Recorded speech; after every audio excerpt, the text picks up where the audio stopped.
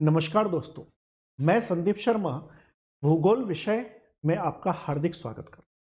दोस्तों, आज हम बात करेंगे भूगोल विषय में पृथ्वी की गतियों के संदर्भ। तो दोस्तों, देखें जरा आखिर हमारी पृथ्वी की गतियां कितने प्रकार की होती हैं, कौन कौन सी गतियां होती हैं, उनका प्रभाव हमारे ऊपर क्या पड़ता है।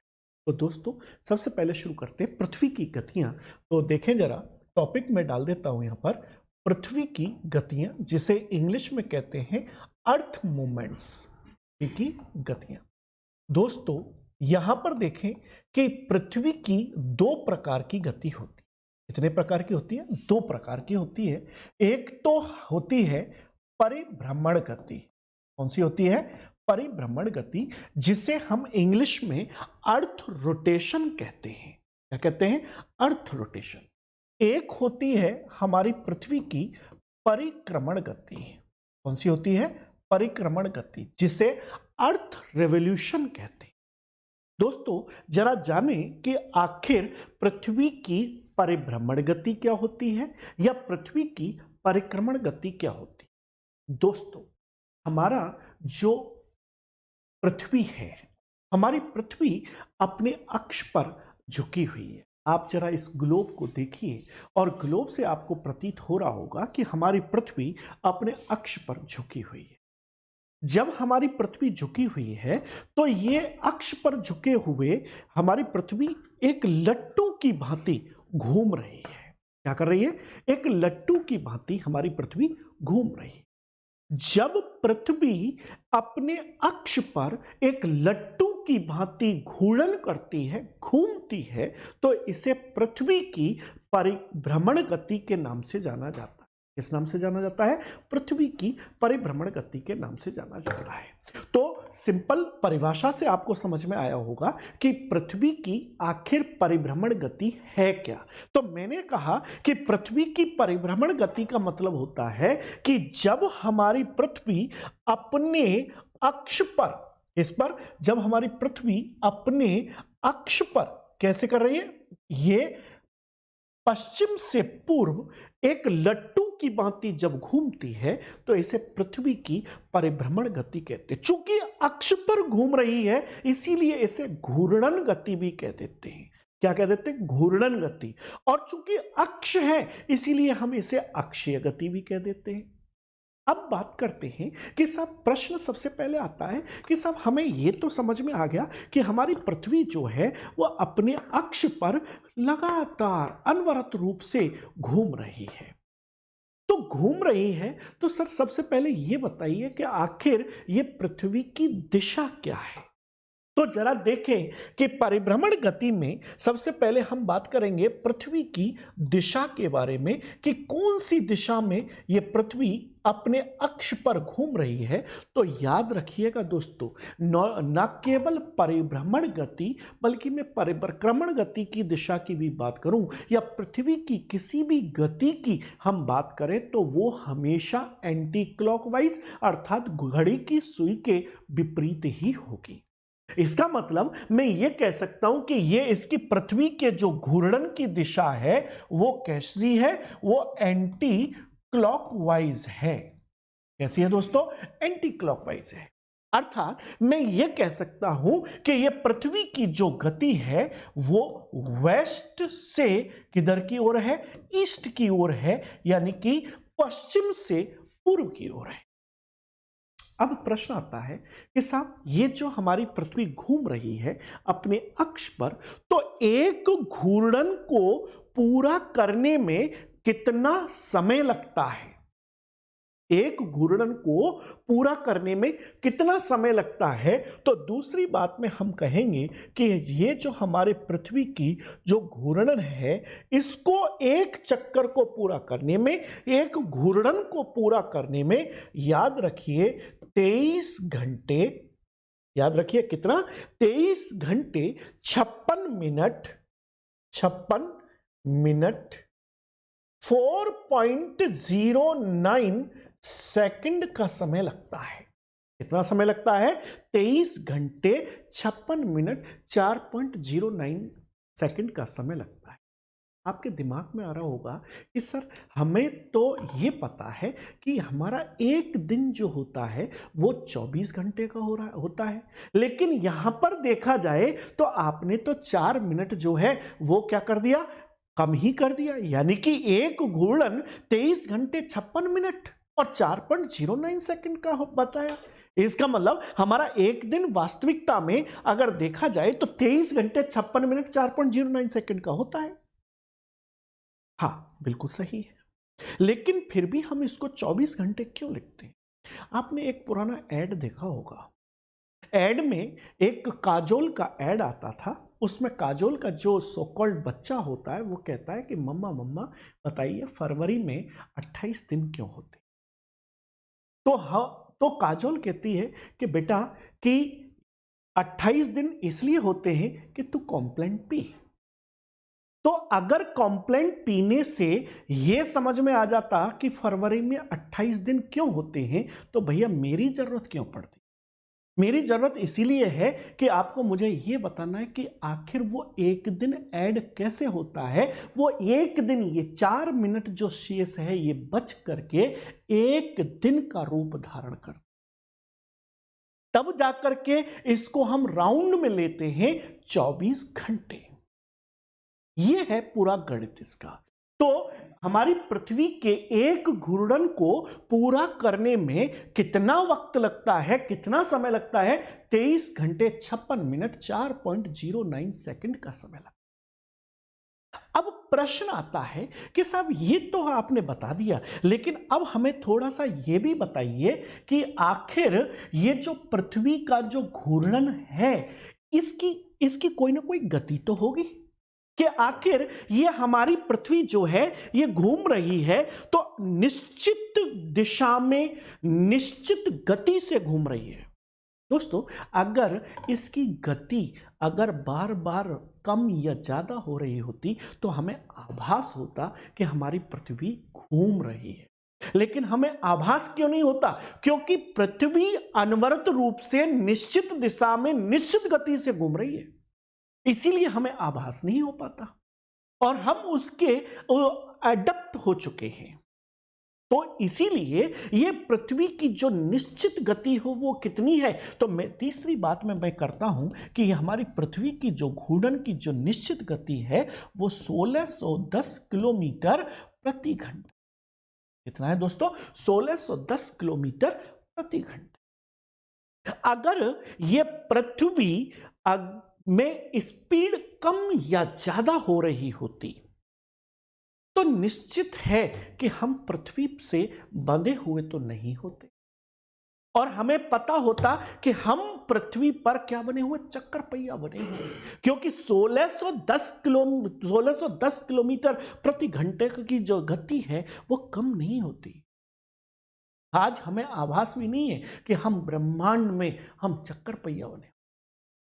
दोस्तों, अब आपको समझ में आया होगा कि हमारी पृथ्वी जो है एंटी क्लॉकवाइज जब अपने अक्ष पर पश्चिम से पूर्व दिशा में जब अपने अक्ष पर घूमती है तो इसी को पृथ्वी की क्या कहा जाता है?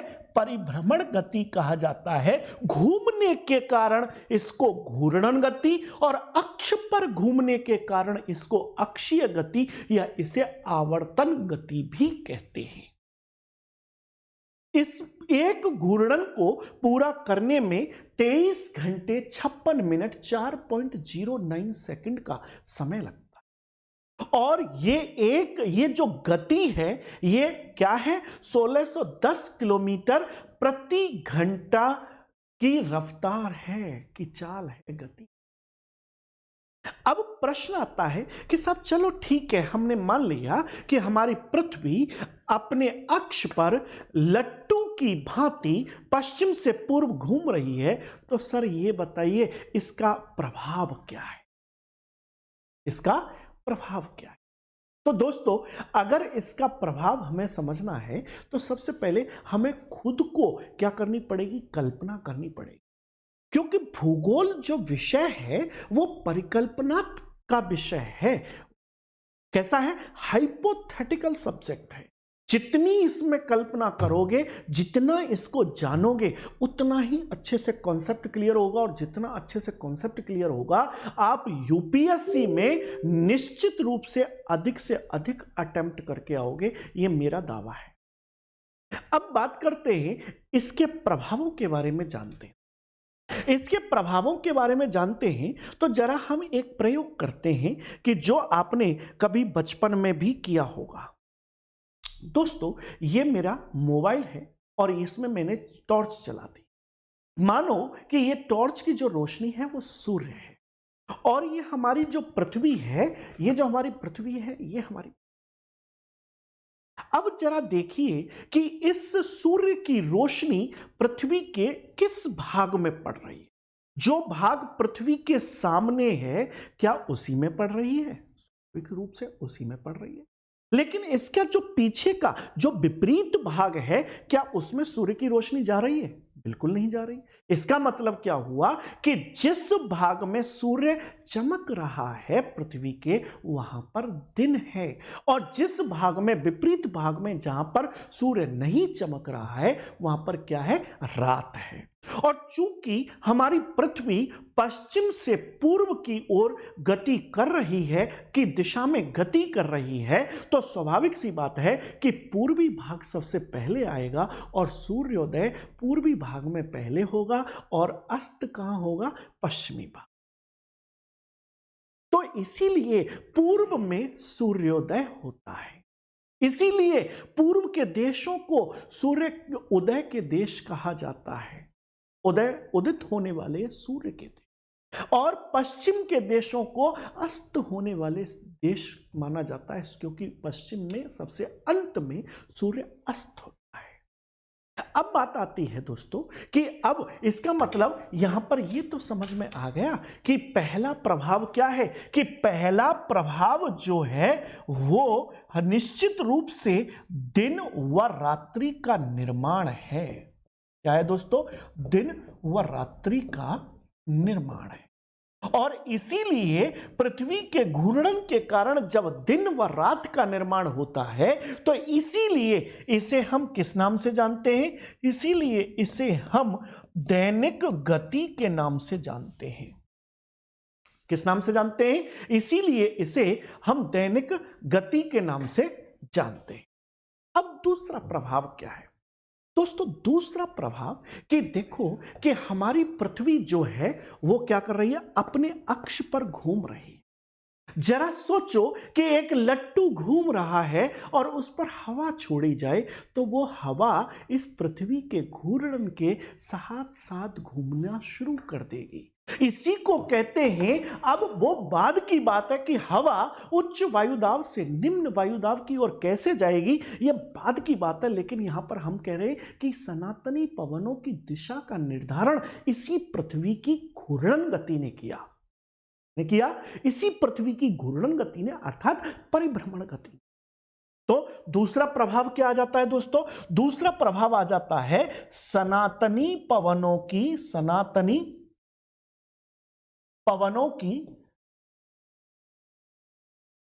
दिशा का निर्धारण। सनातनी पवनों की दिशा का निर्धारण। अब तीसरे प्रभाव की बात करते हैं दोस्तों। हमारी पृथ्वी पश्चिम से पूर्व घूम रही है।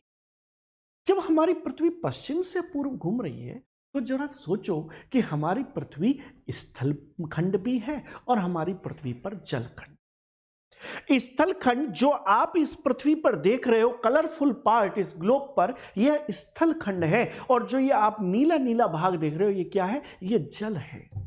अब जब हमारी पृथ्वी घूम रही है, तो भैया घूम तो हमारा जल भी रहा है और घूम तो हमारा स्थल भी रहा है। लेकिन वास्तविकता में अगर देखा जाए तो स्थल तो जड़बद्ध है, लेकिन जल क्या है? कि जल गतिमान है। जल गतिमान है। अब होता क्या है कि पृथ्वी का जो ये घूर्णन का ये जो जल है, एक समय तक तो साथ दे पाता है, लेकिन इसके बाद समय ये जल भी साथ इस घूर्णन का नहीं दे पाता। और जल इसीलिए पश्चिमी भाग का, समुद्र में पश्चिमी भाग का जल पूर्व की ओर आकर इकट्ठा हो जाता है और अधिक आयतन बना लेता है और पश्चिम में निम्न आयतन बन जाता है। और इसीलिए जब जल इसका घूर्णन का साथ नहीं दे पाता तो जल महासागरों में पूर्व से पश्चिम की ओर एक नदी के रूप में, एक निश्चित अमाउंट ऑफ वाटर एक नदी के रूप में प्रवाहित होने लगता है, जिसे हम महासागरीय जलधारा कहते हैं। क्या कहते हैं? महासागरीय जलधारा।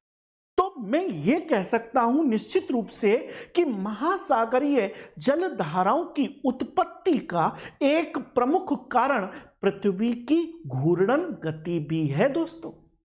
तो नेक्स्ट प्रभाव में क्या कह सकता हूं कि सागरीय या समुद्री धाराओं की उत्पत्ति, समुद्री धाराओं की उत्पत्ति। अब प्रश्न आता है और क्या प्रभाव पड़ा? दोस्तों अभी आगे फरवरी, फिर मार्च आएगा, अप्रैल आएगा, गेहूं की, सरसों की थोड़े दिन बाद सरसों पक जाएगी, फिर मार्च अप्रैल में कटाई होना शुरू हो जाएगी, गेहूं की भी कटाई होना शुरू। आप खेतों में जाओगे और जाकर के देखोगे खेतों में तापमान एकदम से ज्यादा हो जाता है और तापमान ज्यादा होगा तो पवन गर्म हो जाती है और गर्म पवन हल्की होकर के ऊपर उठ जाती है और वहां पर वायु दाब कैसा हो जाता है दोस्तों? निम्न हो जाता है। जब खेत में तापमान ज्यादा हुआ तो वायु दाब कैसा हो गया? कम हो गया। अब इसके चारों ओर का जो भाग है वहां पर तापमान, जहां पर छाया है वहां पर तापमान कैसा हो जाता है? वहां पर तापमान कम हो जाता है और वायु दाब अधिक हो जाता है। आपने कभी महसूस किया होगा जैसे हम मार्च अप्रैल में जाते हैं तो धूप में जाते हैं तो हमें एकदम से गर्मी लगने लग जाती है, और हम किस में जाते हैं? हम छाया में जाते हैं तो हमें एकदम से ठंडक महसूस होती है। तो यही कारण है कि पवन हमेशा, दूसरा पॉइंट याद रखिए, पवन हमेशा उच्च वायुदाब से निम्न वायुदाब की ओर चलती है। अब बाहर क्या हो गया? बाहर हो गया उच्च वायुदाब और सेंटर में क्या हो गया? निम्न वायुदाब। अब पवन क्या करेगी कि पवन जो है वो उच्च वायुदाब से कहां की ओर चलना शुरू करती है? निम्न वायुदाब की ओर चलना शुरू करती है। लेकिन ये वायु जब परिधि से केंद्र में प्रवेश करती है तो पृथ्वी की इसी परिभ्रमण गति के कारण, परिभ्रमण गति के कारण ये वायु चक्रीय अवस्था में आ जाती है। क्या धारण कर लेती है? चक्रीय रूप धारण कर लेती है। यानी कि इसी से, इस चक्रीय रूप के कारण उच्च वायुदाब से निम्न वायुदाब और वायु का चक्रीय अवस्था क्या कहलाती है? चक्रवात कहलाती है। गांव में देखा होगा आपने कि मार्च अप्रैल के महीने में बहुत सारे वायु गोल गोल गोल गोल घूमती हुई उड़ जाती है। कहते हैं लोग कि भूत आ गया। भाई भूत नहीं होता, वो भभूड़िया होता है। अगर स्थानीय भाषा में देखा जाए तो राजस्थान में स्थानीय भाषा में इसको भभूड़िया कहते हैं। हो सकता है आपकी स्थानीय भाषा में इसको कुछ और कहते हो, लेकिन यह वास्तविकता में एक छोटा चक्रवात है। क्या है? छोटा चक्रवात है। तो मेरा समझाने का मतलब सिर्फ इतना है, यहां पर मैं चक्रवात नहीं समझा रहा हूं, मैं केवल इतना समझाना चाह रहा हूं कि चक्रवात में वायु का चक्रीय होना पृथ्वी की परिभ्रमण गति का परिणाम है। इसका परिणाम है? पृथ्वी की परिभ्रमण गति का परिणाम है। तो यहां पर मैं कह सकता हूं कि चक्रवात में वायु का चक्रीय होना, चक्रवात में वायु का चक्रीय होना किसका परिणाम है? पृथ्वी की परिभ्रमण गति का परिणाम है। अब बात आती है दोस्तों, भौतिकी कहती है, भौतिकी का नियम है कि जब भी कोई पिंड निश्चित दिशा में निश्चित गति से घूम रहा है तो उसमें एक प्रकार का विक्षेपक बल पैदा हो जाता है। पृथ्वी के संदर्भ में इस विक्षेपक बल की खोज एक फ्रेंच गणितज्ञ कोरियोलिस के द्वारा की गई थी, जिसे हम कोरियोलिस बल कहते हैं। और ये कोरियोलिस बल की उत्पत्ति किसके कारण हुई? इसी पृथ्वी की घूर्णन गति के कारण हुई, इसी पृथ्वी की परिभ्रमण गति के कारण हुई। तो नेक्स्ट प्रभाव हम क्या कह देते हैं, जब हम भूगोल में आगे पढ़ेंगे तो कोरियोलिस क्या क्या प्रभाव होता है कोरियोलिस बल का भी, वो भी हमें आगे पढ़ना। लेकिन हमें परिभ्रमण गति में हम कह सकते हैं कि कोरियोलिस बल की उत्पत्ति, कोरियोलिस बल की उत्पत्ति, बल की उत्पत्ति का परिणाम क्या है? यह पृथ्वी की परिभ्रमण गति ही तो है। दोस्तों, मुझे उम्मीद है ये आपको थोड़ा सा, जो मैंने आपको पृथ्वी की परिभ्रमण गति बताई है, ये आपको समझ में आई होगी कि परिभ्रमण गति क्या है। कि जब पृथ्वी पश्चिम से पूर्व अपने अक्ष पर एक लट्टू की भांति घूमती है तो इसे घूर्णन या परिभ्रमण या आवर्तन या अक्षीय गति कह देते हैं। एक घूर्णन को पूरा करने में 23 घंटे 56 मिनट 4.09 सेकंड का समय लगता है और यह गति जो है निश्चित है 1610 किलोमीटर प्रति घंटा। और इसका प्रभाव मैंने आपको बहुत अच्छे से समझाया कि भैया दिन रात बनते हैं, सनातनी पवनों का दिशा का निर्धारण भी होता है, समुद्री धाराओं की उत्पत्ति होती है। साथ में मैंने बताया कि ये चक्रवात में वायु चक्रीय किस कारण होती है, तो ये इसी परिभ्रमण गति के कारण होती है। कोरियोलिस बल की उत्पत्ति, कोरियोलिस बल एक प्रकार का विक्षेपक बल है जो कि पृथ्वी के परिभ्रमण के कारण पैदा हुआ। इसी को हम क्या कह देते हैं? कोरियोलिस बल, जिसकी उत्पत्ति किसके कारण हुई? पृथ्वी की परिभ्रमण गति के कारण।